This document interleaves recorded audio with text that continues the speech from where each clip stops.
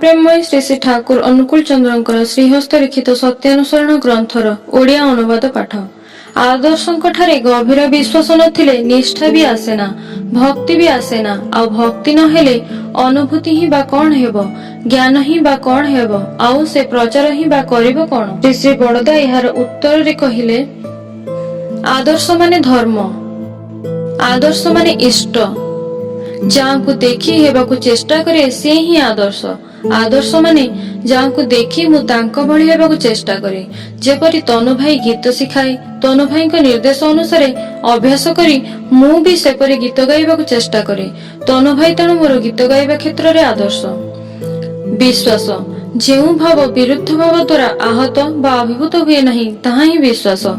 एठारे गभीर विश्वास रखिबार कथा कहा जाइछे। का उपरे गभीर विश्वास रखिबा दरकार? आदर्शक उपरे। आउ निष्ठा माने कौन? निष्ठा माने निशेषरे लागी रहिबा। आउ भक्ति माने कौन? सत्रे निरवच्छिन्न संलग्न रहिबार चेष्टा को ही भक्ति कहंती। सत्रे माने सत्रे इष्टंक ठारे निरवच्छिन्न संलग्न रही हुए। किपरि भावे? निरवच्छिन्न माने सेई टाण बा अनुराग ही हेला भक्तिर प्रकाश। टाण पाई इष्टंक ठारे निरवच्छिन्न लागी रहिबाकु हुए।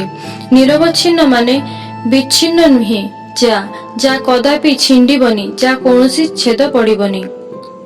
अनुभूति शब्दर अर्थ हेउछि इष्टंक प्रति प्रकृत टाण बा अनुराग फल इष्टंक संपर्क रे जे बोध ता ही हेला अनुभूति। ठीक ठीक टाण फल साधव इष्टंक स्वरूप लाभ करे। इष्टंक गुणावली रे गुणान्वित होई उठे।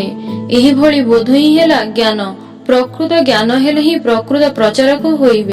मूलरे जा प्रयोजन ता हेला गुरुंक प्रति इष्टंक प्रति गभीर विश्वास। आउ एही विश्वास गुरुंक प्रति गभीर टाण फल रे ही संभव।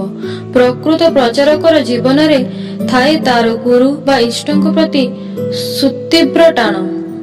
प्रचार संपर्क रे कथा उठिला। ए प्रसंग रे श्री श्री पितृदेव कहिले, हुए तो केही बड़ बड़ वक्तृता करुछि, बड़ बड़ शास्त्रकर और वैज्ञानिक मानकर केते केते उक्ति उद्धृत करुछि। ए सब क्षेत्र रे श्रोता माने अनेक समय रे कहि बसंती, से सब आमे माने जानू। आपण ठाकुर संपर्क रे जार जानंती, ठाकुरंकर संग करी आपणकर जा बोध होईछि ताही कहंतु। आउ जे ठीक ठीक सेही बोधर कथा ही तोळे धरे ठाकुरंक दया जे से अनुभव करि परिछि ता प्रकाश करे। मनीष ता प्रति आकृष्ट हुए। ठाकुरंक प्रति श्रोता मानकर भक्ति घनीभूत तो हुए ही, से ही वक्ता प्रति भी श्रद्धारे अवनत हुए।